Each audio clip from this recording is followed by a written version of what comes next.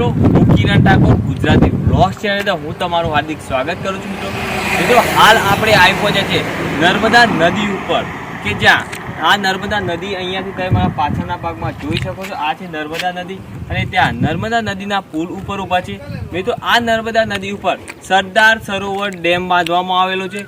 ત્યાં આપણે સરદાર સરોવર ડેમ હું તમને બતાવીશ. અને બીજું મિત્રો કે સરદાર સરોવર ડેમની બાજુમાં સ્ટેચ્યુ ઓફ યુનિટી આવેલી છે, એટલે કે સરદાર વલ્લભભાઈ પટેલની પ્રતિમા આવેલી છે, જે તમે અહીંયાથી જોઈ શકો છો કે તે કેટલી મોટી છે. તે તમે અહીંયાથી તમે જોઈ શકો છો મિત્રો. આપણે ત્યાં જઈને નિહાળીશું કે સ્ટેચ્યુ ઓફ યુનિટી ગાર્ડન કેવું છે, શું છે, કેવી વ્યવસ્થા છે તે જોઈશું. તો મિત્રો તમે તે પહેલાં મારી ચેનલને સબસ્ક્રાઈબ ના કરી હોય તો પ્લીઝ મિત્રો મારી ચેનલને સબસ્ક્રાઈબ કરી લેજો. તો ચાલો મિત્રો જઈએ સ્ટેચ્યુ ઓફ યુનિટી જોવા માટે. આપણે આ પાર્કિંગની અંદર ગાડી ઊભી કરી દીધી છે અને અહીંયાથી આપણે મિત્રો બસમાં બેસીને આપણે આગળની તમામ જગ્યાઓ જોવાની છે મિત્રો. અહીંયા બસની રાહ જોઈને મારા તમામ મિત્રો લાઈન સર બેસી ગયા છે. જે પાઇપો પર બેસેલા તમને અહીંયાથી જોવા મળે છે, જ્યાં તમામ મારા મિત્રો અહીંયાથી બસમાં બેસીને આગળની જગ્યાઓ જોવા જવાના છે. બસ આવી નથી તેની રાહ જોઈને બધા મિત્રો નિરાશ થઈને શાંતિથી બેઠા છે, કારણ કે ફરીને હવે થાક્યા છે એના કારણે છે. તમામ મિત્રો બસની અંદર બેસી ગયા છે અને અમે પણ હવે ધીમે ધીમે બસની અંદર ચડી અને બેસી જઈશું. અને અહીંયાથી અમે જઈશું સ્ટેચ્યુ ઓફ યુનિટી જોવા માટે. જે તમે આ બસ નિહાળી રહ્યા, અહીંયાથી આ બસની અંદર આપણે બેસી જઈએ.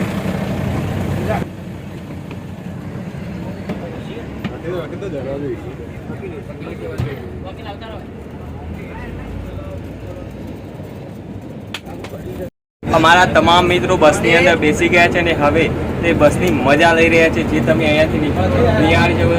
સંજય એસઆરપી, ચિરાગ પટેલ, ભાઈ પટેલ આગળ બેઠા છે, મોન્ટુ પટેલ, નિલેશ, પ્રકાશી ઠાકોર, તમામ લોકો અહીંયા બેસીને મજા. હવે બસમાંથી ઉતરી ગયા છે અને અમે લોકો હવે અહીંયાથી જઈશું સ્ટેચ્યુ ઓફ યુનિટી જોવા માટે.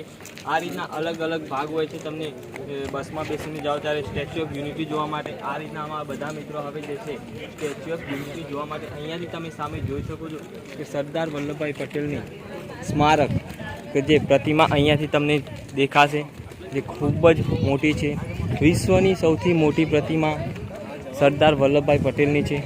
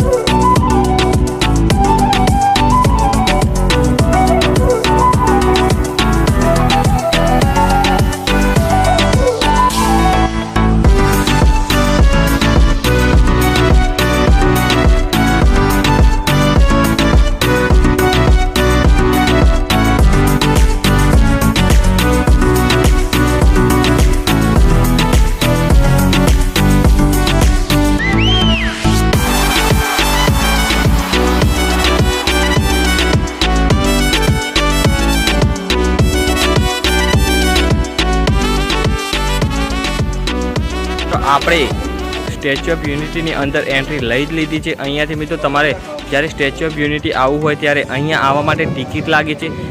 જે ટિકિટ તમારે ઓનલાઈન બુકિંગ કરવાની હોય છે. અમે તે લગભગ 13 મિત્રો હતા, તો 13ની ઓનલાઈન ટિકિટ બુકિંગ કરી હતી. ત્યારબાદ તમારે ઓનલાઈન PDF જે તમને મળશે, ઓનલાઈન PDF મળે છે, તે PDF અહીંયા તમે એન્ટ્રી થાઓ તે વખતે તમારે તેમને બતાવવાની હોય છે. ત્યારબાદ તમને એન્ટ્રી અંદર સ્ટેચ્યુ ઓફ યુનિટીની અંદર મળે છે. ઓનલાઈન બુકિંગ વગર તમને અહીંયા એન્ટ્રી મળશે નહીં.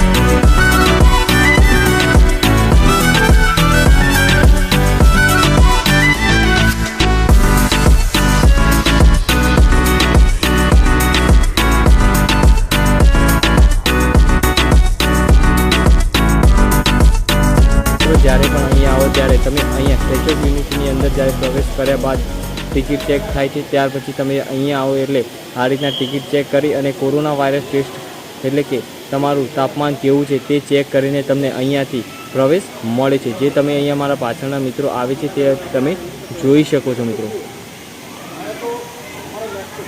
અહીંયા તમે પાછળના મારા બે બેરેક જોઈ રહ્યા છો, ત્યાં 2 પોઈન્ટ આપેલા છે, ત્યાં તમારે દરેક વસ્તુનું ચેકિંગ થાય છે। તમારે પાકીટ હોય, ચશ્મા હોય, રૂમાલ હોય, જે પણ વસ્તુ હોય તે તમામ વસ્તુનું ચેકિંગ થાય છે। તે ચેકિંગ થયા બાદ તમને અહીંયા એન્ટ્રી અંદર મળતી હોય છે।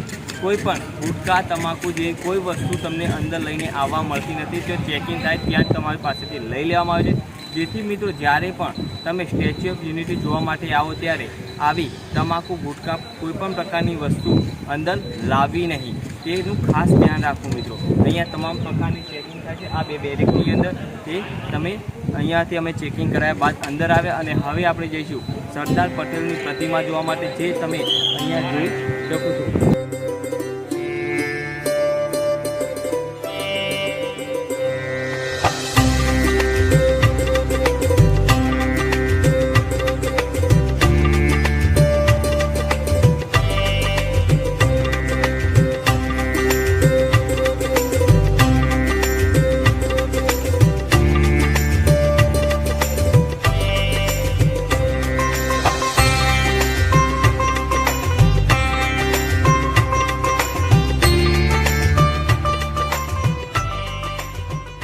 તમે અહીંયાથી જોઈ શકો છો, અહીંયાથી આપણે જેવી એન્ટ્રી કરી એટલે અહીંયા તમને લિફ્ટ જોવા મળશે। અહીંયા તમે જોઈ શકો અમે ખાલી ઊભા છીએ છતાં પણ અહીંયાથી ચાલીએ છીએ એવું છે, આ કારણ કે લિફ્ટ છે, જેના કારણે તમે ઓટોમેટિક અહીંયા ખાલી ઊભું રહેવાની જરૂર છે અને ઊભા રહો એટલે ઓટોમેટિક તમે અહીંયાથી ચાલતા છેક સુધી પહોંચી શકો છો। અહીંયા ચાલવાની જરૂર નથી તમારે।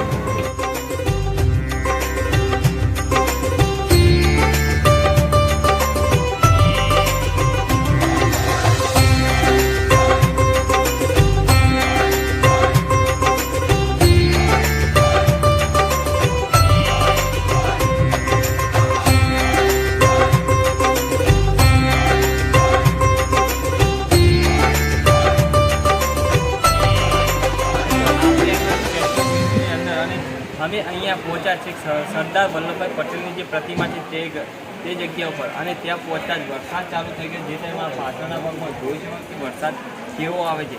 સરસ વાતાવરણ, એકદમ ઠંડુ થઈ ગયું, ઠંડુ પવન આ જગ્યાએથી આવે છે, એકદમ સુંદર અને સરસ જગ્યા છે, જે તમે અહીંયાથી જોઈ શકો મિત્રો। આપણે અહીંયાથી વરસાદ બંધ થાય એટલે કે થોડો ધીમો થાય તો આપણે સરદાર વલ્લભભાઈ પટેલની જે પ્રતિમા આવેલી છે તેની નજીક જઈશું અને ત્યાં જઈને તે જોઈશું। સ્ટેચ્યુ ઓફ યુનિટીની અંદર આવેલી વ્યૂ ગેલેરીની અંદર, અને હું તમને બતાવીશ કે વ્યૂ ગેલેરીની અંદર શું શું જોવા લાયક છે। તો આવો આપણે મિત્રો જઈએ અંદરની તરફ।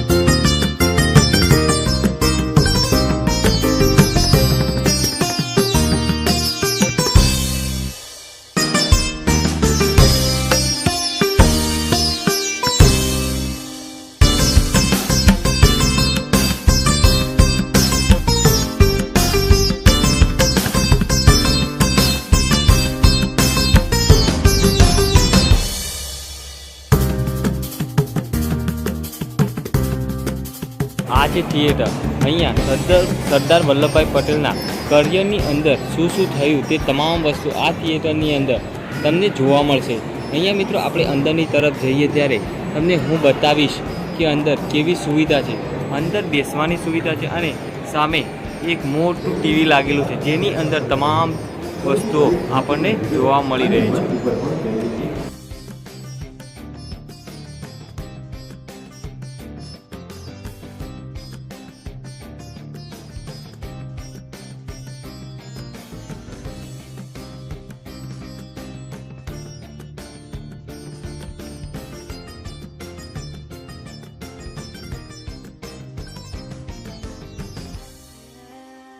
થિયેટર જોયા બાદ અહીંયા એક સરસ એવી મોટી લાઇબ્રેરી આવેલી છે, જે તમે માટી કે લાલ જે તમે ધરતીપુત્રની છે તે અહીંયાથી જોઈ શકો મિત્રો. આપણે અંદર જઈશું અને લાઇબ્રેરી હું તમને બતાવીશ કે લાઇબ્રેરી કેવી છે તે.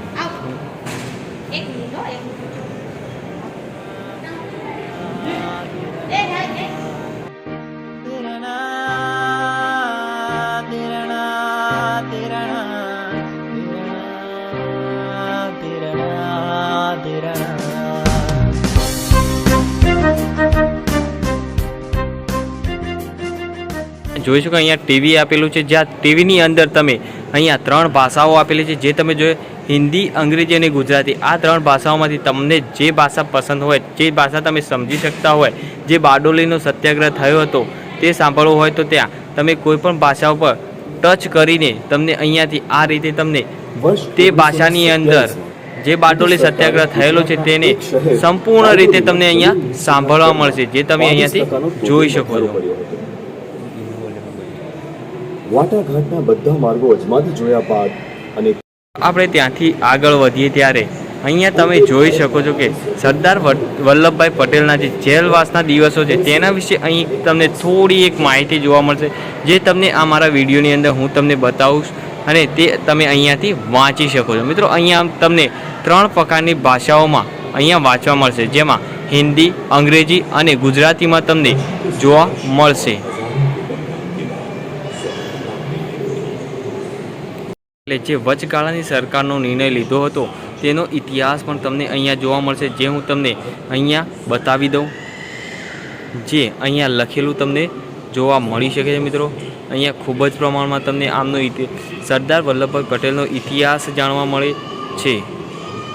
અહીંયા સરદાર વલ્લભભાઈ પટેલે જે સ્વતંત્રતા ભારત સમક્ષના પડકારો કર્યા હતા તે તમને અહીંયા આ રીતે જોવા મળશે. મિત્રો તમારે તે જોવા હોય અને વાંચવા હોય તો અહીંયા તમને અમુક અહીંયા બુકો મૂકેલી છે, જે તમે અહીંયા આવીને અહીંયા વાંચી શકો છો.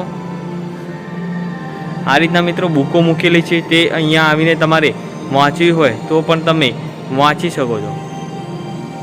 મિત્રો આ છે ભારતનું એકીકરણ, એટલે કે સરદાર વલ્લભભાઈ પટેલે જ્યારે ભારતનું એકીકરણ કર્યું તે વખતની આ વાત છે મિત્રો. અહીંયા મિત્રો તમે જોઈ શકો છો ભારતમાં 550થી વધારે રજવાડી રાજ્યો અને 10થી વધારે બ્રિટિશ શાસિત પ્રાંત હતા. આ રાજ્યોમાં શાસન કરતા શાહી પરિવારોએ બ્રિટિશ સરકારની સર્વોપરિતા સ્વીકારી લીધી હતી. તે સમયની મિત્રો આ વાત છે અને જે તમે અહીંયા આવો તો તમને આ બધું જોવા મળશે, સરદાર વલ્લભભાઈ પટેલે શું શું કર્યું છે તે. તો મિત્રો તમને આ ભારતનું એકીકરણ જે તમે અહીંયા વાંચી શકો છો મિત્રો. અહીંયા આ તમને ગુજરાતી ભાષામાં, હિન્દી ભાષામાં અને અંગ્રેજી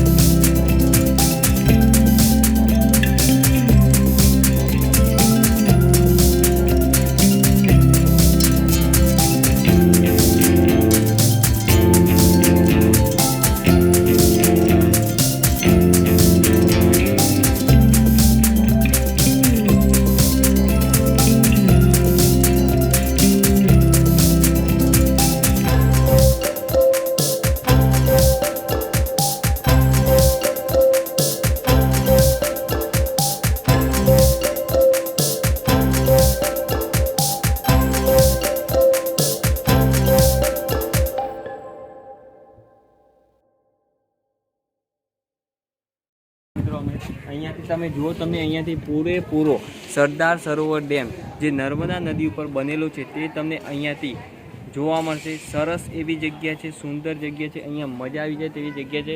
અહીંયા મેં તો ફોટોગ્રાફી અને વિડીયોગ્રાફી કરવાની છૂટ છે, જેથી કરીને તમે આવો તો તમને ખૂબ જ મજા આવશે. તમે અહીંયા આવો એટલે તમને ભૂખ લાગે તો અહીંયા તમને નાસ્તાની વ્યવસ્થા છે, જમવાની વ્યવસ્થા છે, જે તમે અહીંયાથી આ સામે જોઈ શકો છો. આ હોટલની અંદર નાસ્તો, ચા, આઈસ્ક્રીમ, કોફી, જમવાની તમામ વસ્તુઓ તમને અહીંયા મળી રહેશે, જે તમે અહીંયાથી જોઈ શકો આ હોટલ, અને અંદરથી પણ તમે જઈને જોઈ શકો છો અને ત્યાં જઈને જમી પણ શકો છો.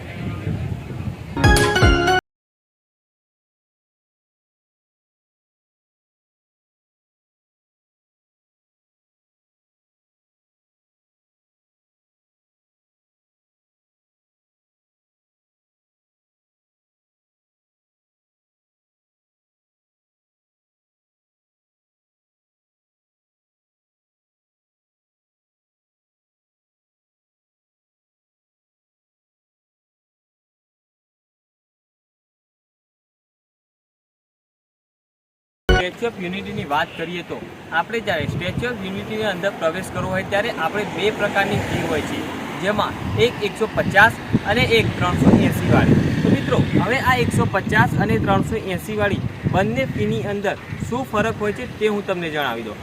મિત્રો 150 વાળી ફીની અંદર તમે સરદાર વલ્લભભાઈ પટેલનું જે સ્ટેચ્યુ આવેલું છે, જે પ્રતિમા આવેલી છે, ત્યાં સુધી જઈ શકો છો. અને બીજું મિત્રો કે 380ની જે ટિકિટ આવે છે તે ટિકિટની અંદર તમે છેક જે પ્રતિમા આવેલી છે સરદાર વલ્લભભાઈ પટેલની, અને ત્યાં તમે છેક સરદાર વલ્લભભાઈ પટેલના છાતીના ભાગમાં કે જ્યાં હૃદય ધબકતું હોય ત્યાં એક બારી આવેલી છે, ત્યાં સુધી તમને લિફ્ટની અંદર જવા મળે છે. તો મિત્રો આ છે આ 150 અને 380 ટિકિટનો ફરક. તો મિત્રો આ તમે જ્યારે પણ આવો તેનું ખાસ ધ્યાન રાખજો. મિત્રો અમે ભૂલ કરી હતી કે 150ની ટિકિટ લીધી હતી, જે અમને ખબર નથી, કારણ કે ઓનલાઈન બુકિંગ હતું, જેના કારણે. એટલે મિત્રો તમે જ્યારે પણ આવો સ્ટેચ્યુ ઓફ યુનિટી ફરવા માટે તો આ બાબતનું ખાસ એવું ધ્યાન રાખજો, અને તમારી ફેમિલી સાથે આવો તો આ જગ્યા એકદમ સુંદર અને સરસ છે.